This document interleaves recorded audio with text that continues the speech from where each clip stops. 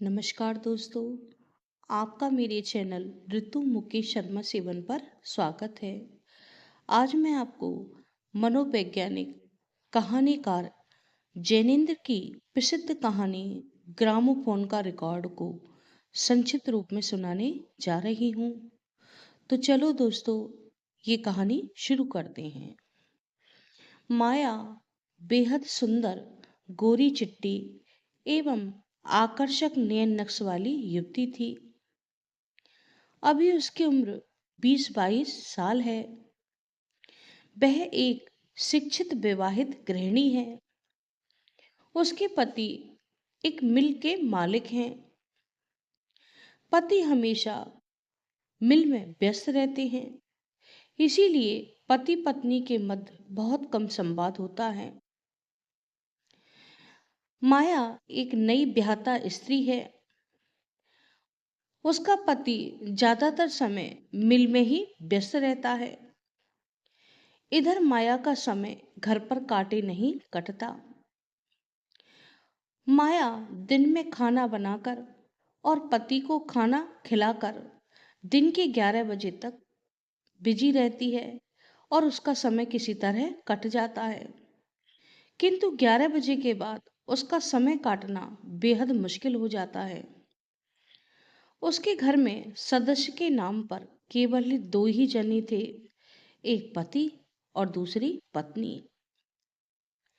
माया की कोई सखी सहेली भी न थी, इसीलिए वह अपने घर में टाइम पास करने के लिए कभी ग्रामोफोन पर कोई गाना सुनती, कभी आईने के सामने जाकर अपने रूप को निहारती और बालों पर हाथ फेंक कर अपनी उलझी लटों को सुलझाती।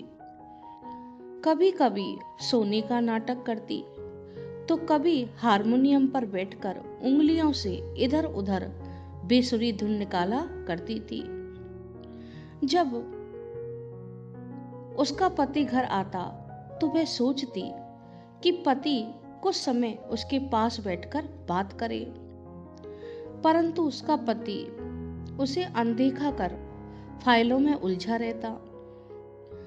उसके हृदय में पति के लिए प्रेम की कमी न थी, किंतु लाख इशारा करने पर भी उसका पति नारी के मन में उठने वाली प्रेम तरंगों को न सुन पाता था, न अनुभव कर पाता था। उसका पति जब घर लौट कर आता तो वह कभी कभी लेटे लेटे अनेक भाव भंगिमाओं के द्वारा पति को आकर्षित करने का प्रयास करती, परंतु माया के सभी प्रयास निरर्थक हो जाते।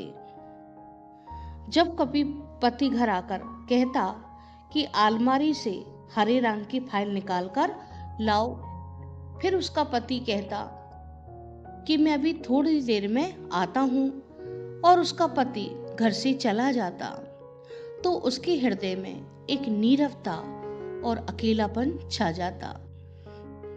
वह सोचती, जब नदी जल से भर जाती है तो वह भी किनारा तोड़ सकती है। वृक्षों की डाली जब फल से लद जाती है तो वह डाली भी झुक जाती है, परंतु वह उस भौरे की तरह नहीं जो इधर उधर मंडराए। उसमें अनुशासन था और सौम्यता थी। वह सोचने लगी कि इस संयम और अनुशासन को बंधन को तोड़ने से पहले मैं कोई ना कोई इसका समाधान निकाल लूं, और वह समाधान निकाल लेती है। उसने ग्रामोफोन का रिकॉर्ड चालू किया और ग्रामोफोन पर गाना बजने लगा। पिया तोरी गोदी में मैं सो जाऊंगी, जब तुमको भूख लगेगी बर्फी लड्डू बन जाऊंगी। पिया तोरी गोदी में सो जाऊंगी, जब जब पिया को प्यास लगेगी नदी पोखर कुआं बन जाऊंगी। इस गीत को सुनते सुनते वह आनंद मग्न हो जाती, एकाग्रचित हो जाती और सारी उलझनों को भूलकर एक गहरी नींद के आगोश में चली जाती। थैंक यू दोस्तों। यदि आपको मेरी कहानी पसंद आती है तो प्लीज़ मेरे चैनल को लाइक करें और सब्सक्राइब करें।